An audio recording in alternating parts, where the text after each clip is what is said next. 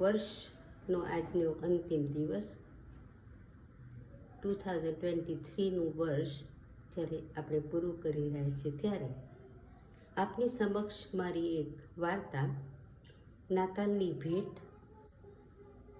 બીજી એક સંસાર કથા જ છે જે મારા પુસ્તક ઉઘડતું આકાશ એમાંથી હું વાંચી રહી છું, જે આપણને સાંભળવી પણ ગમશે જ. વાર્તાનું શીર્ષક છે નાતાલની ભેટ. નાતાલની જાગરણની રાતે 8 વાગ્યાના સુમારે ભગુ સુનમુન બની ઓસરીમાં એક ખુંભીનો સહારો લઈને બેઠો હતો.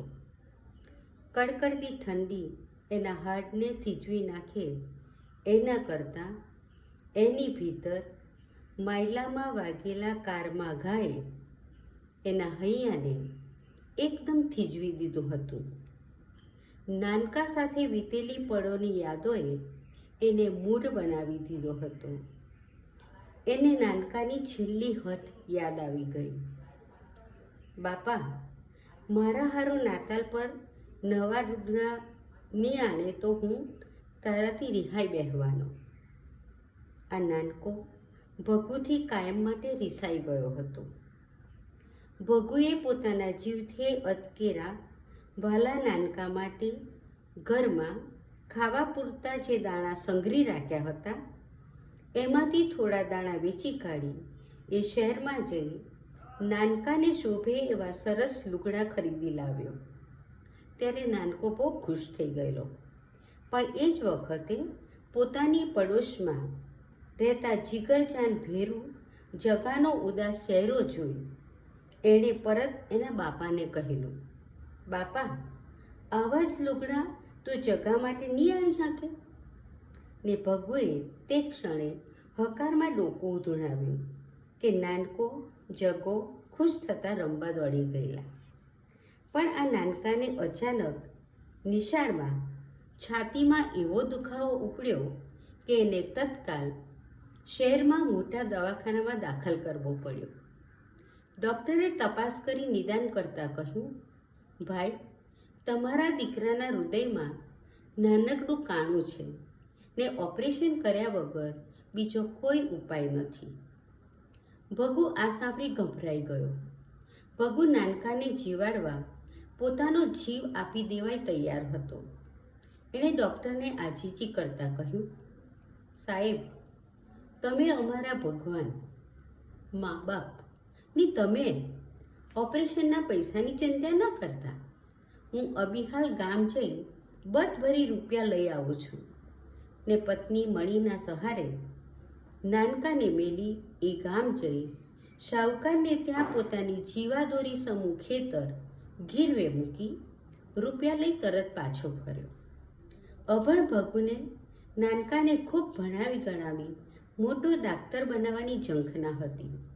એણે નાનકાને હિંમત આપતા કહ્યું, સાંભળ દીક, તારા ઓપરેશનનું જરાય ભો નહીં રાખવાનો.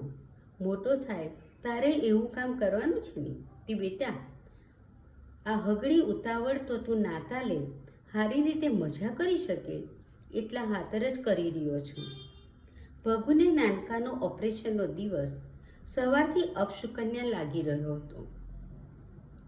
ભગુએ નાનકાને ઓપરેશન થિયેટરમાં લઈ ગયા ત્યાં સુધી ભારે હિંમત સંઘરી રાખી. પરંતુ જેવા ઓપરેશન થિયેટરના દરવાજા બંધ થયા કે મણીનો હાથ પકડી જોર જોરથી રડવા લાગ્યો, સાથે મણી પણ.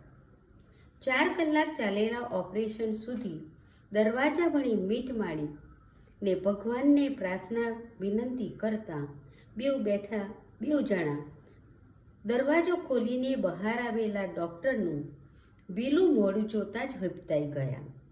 ભગુએ ઉઠીને ખુન્નસમાં આવી ડૉક્ટરનું ગળું પકડીને બોલ્યો, મને મારો નાનકો હાજો હમો દેખાડો, મને મારો નાનકો હોંપી દો. ગભરાયેલા ડૉક્ટર હાથ જોડી બોલ્યા, મને માફ કરી દો, ભગવાને આપણી પ્રાર્થના ન સાંભળી. એને જીવાડવા માટેના મારા છેલ્લી ઘડી સુધીના પ્રયત્નો નિષ્ફળ ગયા. ભગુ અને મણી ત્યાં ને ત્યાં ફસડાઈ પડ્યા. એમનું સગડું છીનવાઈ ગયું હતું. દુઃખી ભગુને નાતાલની રાત વસમી લાગી રહી હતી. પડોશમાંથી જગાના રડવાના અવાજે એને અત્યંત દુઃખી કરી મૂક્યો.